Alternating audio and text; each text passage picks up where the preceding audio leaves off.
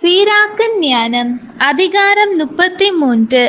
ஆண்டவருக்கு அஞ்சி நடப்போருக்கு தீங்கு எதுவும் நேராது. அவர்களை அவர் சோதனையில் நின்று மீண்டும் மீண்டும் விடுவிப்பார். ஞானிகள் திருச்சட்டத்தை வெறுக்க மாட்டார்கள். அதை கடைபிடிப்பதாக நடிப்போர் புயலில் சிக்குண்ட படகு போல் ஆவர். அறிவு கூர்மை கொண்டோர் திருச்சட்டத்தை நம்புகின்றனர். அது அவர்களுக்கு இறைமொழி போன்று நம்பிக்கைக்குரியது. உன் பேச்சை ஆயத்தம் செய்து கொள், அப்போது மக்கள் அதை கேட்பார்கள். நீ பெற்ற நற்பயிற்சியிலிருந்து கருத்துக்களை ஒழுங்குபடுத்து, பிறகு மறுமொழி கூறு. மூடரின் உணர்வுகள் சக்கரம் போன்றவை, அவர்களின் எண்ணங்கள் சுழலும் அச்சு போன்றவை. பொலி குதிரை மீது யார் ஏறி சென்றாலும் அது கணைக்கிறது. எள்ளி நகையாடும் நண்பர்கள் அதை போன்றவர்கள். ஏற்றத்தாழ்வு. ஒவ்வொரு நாளும் ஒரே கதிரவனிடமிருந்து ஒளி பெற்றாலும் ஆண்டின் ஒரு நாள் இன்னொரு நாளை விட சிறப்பாக இருப்பது ஏன்? ஆண்டவருடைய ஞானத்தால் நாள்கள் வேறுபடுத்தப்படுகின்றன. அவரே காலங்களையும் விழாக்களையும் வெவ்வேறாக அமைத்தார். சில நாள்களை அவர் உயர்த்தி தூய்மைப்படுத்தினார், சிலவற்றை பொதுவான நாள்களாக வைத்தார். மனிதர் எல்லாரும் நிலத்திலிருந்து வந்தவர்கள். மானிடர் மண்ணிலிருந்து படைக்கப்பட்டனர். நிறைவான அறிவாற்றலால் ஆண்டவர் அவர்களை வேறுபடுத்தினார். அவரே அவர்களின் வழிகளை வெவ்வேறாக அமைத்தார். ஆசை வழங்கி சிலரை அவர் உயர்த்தினார், சிலரை தூயவராக்கி தம் அருகில் வைத்து கொண்டார். ஆனால் வேறு சிலரை சபித்து தாழ்த்தினார். அவர்கள் இடத்திலிருந்தே அவர்களை விரட்டி அடித்தார். குயவர் கையில் களிமண் போல் அவர்களின் எல்லா வழிகளும் அவர்களது விருப்பப்படியே அமைகின்றன. மனிதர் தங்களை உண்டாக்கியவரின் கையில் உள்ளனர். அவர் தமது தீர்ப்புக்கு ஏற்ப அவர்களுக்கு கைமாறு கொடுக்கிறார். நன்மைக்கு முரணானது தீமை, வாழ்வுக்கு முரணானது சாவு. இறைப்பற்றுள்ளோருக்கு முரணானோர் பாவிகள். உன்னத இறைவனின் எல்லா வேலைப்பாடுகளையும் உற்று நோக்கு, அவை இணை இணையாக உள்ளன, ஒன்று மற்றொன்றுக்கும் எதிராயிருக்கிறது. இறுதியாக விழித்தெழுந்தவன் நான். திராட்சை பழம் பறிப்போர் விட்டு போனவற்றை திரட்டியவனை போன்றவன் நான்.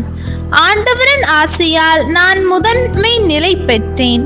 திராட்சை பழம் பறிப்போர் போல திராட்சை பிழியும் தொட்டியை நிரப்பினேன். எண்ணிப்பார், எனக்காக மட்டும் நான் உழைக்கவில்லை, நற்பயிற்சியை தேடும் அனைவருக்காகவுமே உழைத்தேன்.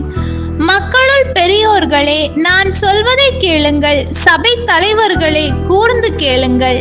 தன்னுரிமை. உன் மகனையோ மனைவியையோ சகோதரரையோ நண்பரையோ உன் வாழ்நாளில் உன்மேல் அதிகாரம் செலுத்த விடாதே. உன் செல்வங்களை மற்றவர்களுக்கு கொடாதே, இல்லையேல் நீ மனவருத்தப்பட்டு அவற்றை திருப்பி கேட்கக்கூடும். உன்னிடம் உயிர் உள்ளவரை, மூச்சு இருக்கும் வரை மற்றவர்கள் உன்மீது அதிகாரம் செலுத்த விடாதே. நீ உன் பிள்ளைகள் கையை எதிர்பார்த்திருப்பதை விட உன் பிள்ளைகள் உன்னிடம் கேட்பதே மேல். உன்னுடைய எல்லா செயல்களிலும் சிறந்தோங்கு. உன் புகழுக்கு இழுக்கு வருவிக்காதே. உன் வாழ்நாளை நீ முடிக்கும் அந்நாளில் அந்த இறுதி நேரத்தில் உன் உரிமை சொத்தை பகிர்ந்து கொடு. அடிமைகள். தீவனம், தடி, சுமை கழுதைக்கு உணவு, கண்டிப்பு, வேலை அடிமைக்கு. அடிமையிடம் வேலை வாங்கு, நீ ஓய்வு காண்பாய். அவனை சோம்பி இருக்க விடு, அவன் தன் உரிமையை தேடுவான். நுகமும் கடிவாளமும் தலையின் கழுத்தை வளைக்கின்றன. வாட்டுதலும் வதைத்தலும் தீய அடிமையை அடக்குகின்றன. அவனை வேலைக்கு அனுப்பு, இல்லையேல் அவன் சோம்பித் திரிவான். சோம்பல் பலவகை தீங்கையும் கற்றுக் கொடுக்கிறது. அவனுக்கு ஏற்ற வேலையை செய்ய அவனை ஏவு. அவன் பணிந்து நடக்கவில்லையேல் கடுமையான விலங்குகளை அவனுக்கு மாட்டு. ஆனால் எவரோடும் எல்லை மீறி நடந்து கொள்ளாதே. நீதிக்கு மாறாக எதையும் செய்யாதே. உனக்கு ஓர் அடிமை மட்டும் இருந்தால் அவனை உன்னை போல நடத்து, ஏனெனில் அவனை உன் குடும்பத்தானாக வாங்கியுள்ளாய். உனக்கு ஓர் அடிமை மட்டும் இருந்தால் அவனை உன் சகோதரன் போல நடத்து, ஏனெனில் உன் உயிரை போல் உனக்கு அவன் தேவைப்படுவான். நீ அவனை கொடுமைப்படுத்த அவன் உன்னை விட்டு ஓடிப்போனால் எந்த வழியில் அவனை தேடி போவாய்? ஆண்டவரின் அருள்வாக்கு. இறைவா உமக்கு நன்றி.